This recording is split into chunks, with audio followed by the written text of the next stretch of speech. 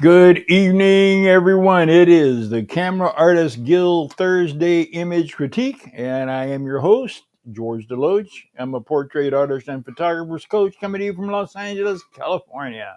And I say that every week, but there's somebody that might not know who I am. Okay, we got some really great images. I picked 5 that I thought really had merit. I'm gonna push you guys a little bit harder.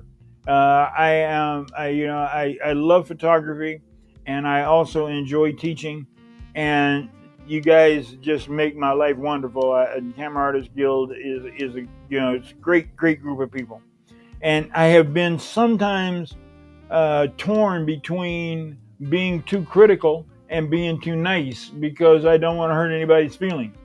And I am not going to change that around, but I am going to step up the pace a little bit because I want you guys to aspire to greatness.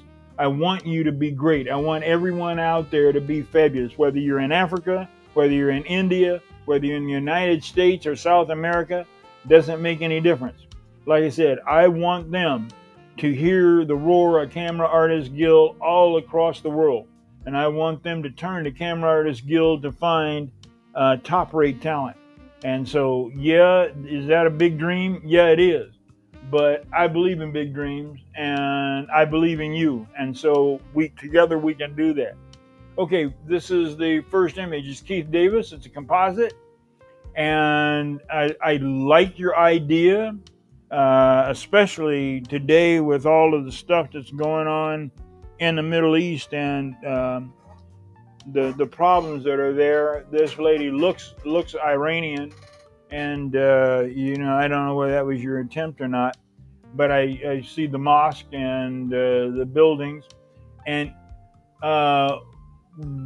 one thing that I'd like to point out on this one, I like what you're doing, and you apparently shot this high key, then you did a dropout, then you put it on your backdrop. But I want you to stop and think when you're doing your original photograph of this lady, where is the direction of the light coming from, and where would the lady be standing in relationship to that light? Rather than just lighting a face, which you did, and you did a wonderful job of it. I love this beauty light setup. I use it all the time.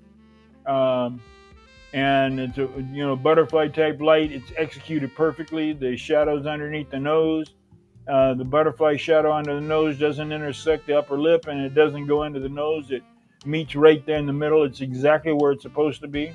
Your pose is strong.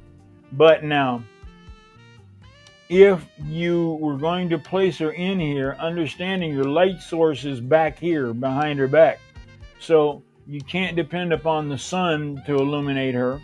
You can't plan to light her as if she was illuminated by the sun. So you're going to have to think through, and she's going to have to be illuminated by an interior light source.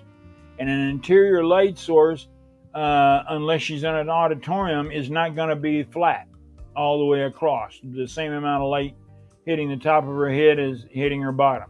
So that calls for a grid, and it calls for a smaller light source, figuring that light source maybe 30 inches, 36 inches, 38 inches, somewhere along in there, maximum. And you want a grid on that, because with that grid, you can turn that grid so that you can bring this area here, there'll be a shadow fade right down into her lower extremities. And then maybe rotate her head a little to the camera left and pull that light around in the short light position so that it would look like it's coming down this corridor and striking her. And then that just really, now I don't know for sure, I'd have to play with it, but that is the process. You first of all, you come up with your concept, which you've done, and then you visualize your final image. And in the process of visualizing, you ask yourself a question: where's the light coming from, and how can I put that light on her in the most becoming way to make her look stunning and outstanding, but yet still stay true to the light direction. Now, a lot of photographers don't take account for that. And that's why some of their images just don't pop the way they should. They're kind of hit the ho-hum button. This one doesn't. It's good. Youth, you're an excellent photographer. I thank the world and all of you, man. You are a hustler, and I'm praying for you all the time, brother.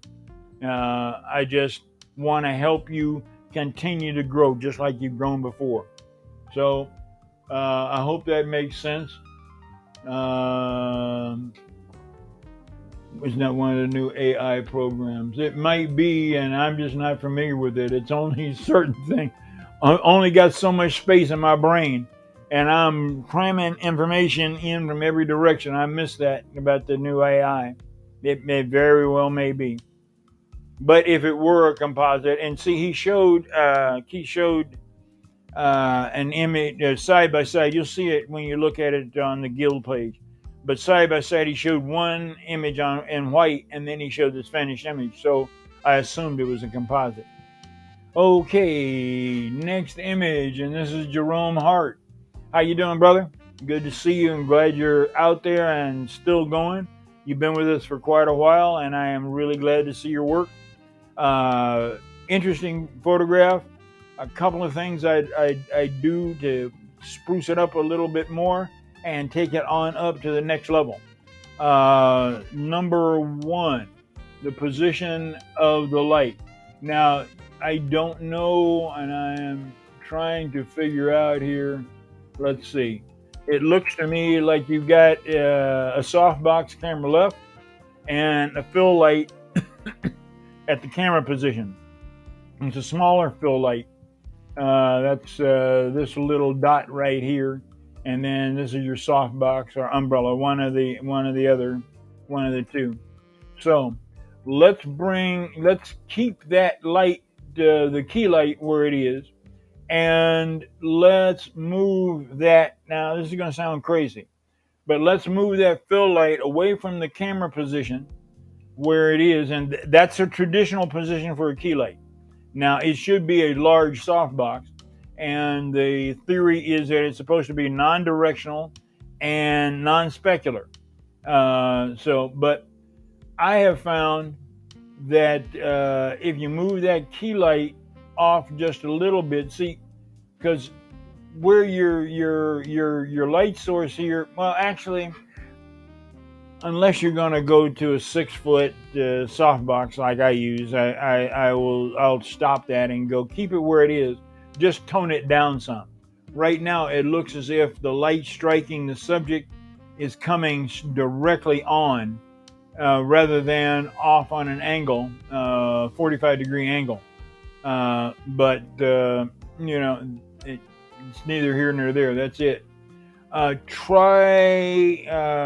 can try rotating her body a little to camera right, and shooting. One of the rules of the thumb is you shoot into the hair part, especially when the hair is dripping or drooping over the eye like this, and that shadow comes right down through the iris.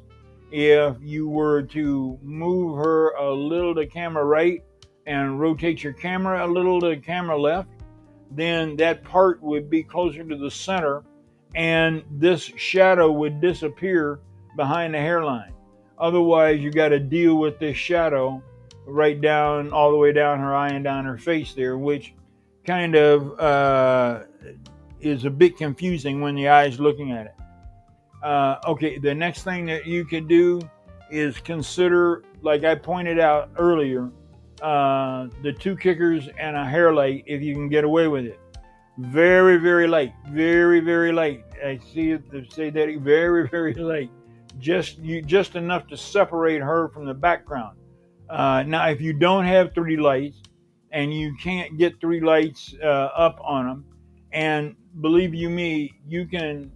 I'm not trying to get you to buy any gear. I believe in form follows function. Only buy the gear you need when you need it, and you get that gear's got to pay for itself in the jobs you're shooting. Otherwise, it's a toy, and it doesn't have a place in a business plan.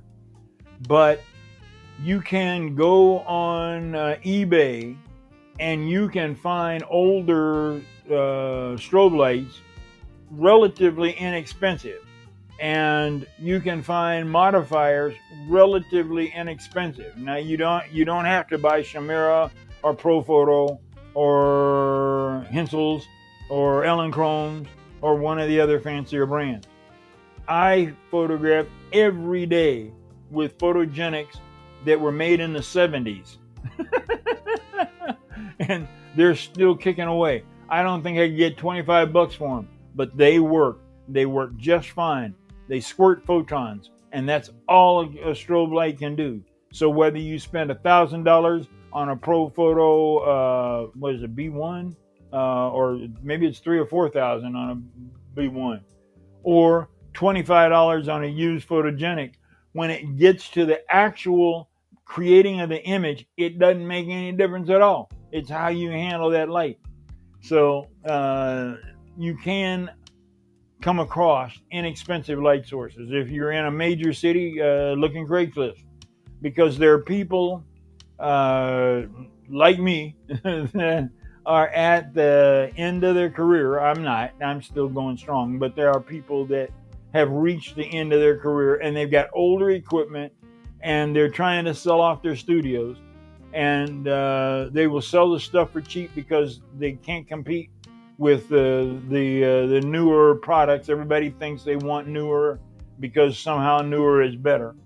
But just consider that as a source. And another thing that you could do to add a little bit of extra dimension to it is place a light on the background. Put a little bitty light on the background, just kind of fading into the background here, just illuminating. Again, light. It was Don Blair that uses the example of all accent lighting should be like spices.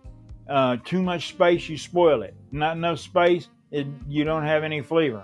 You're looking for that exact amount in order to get that image to look the way you want it to.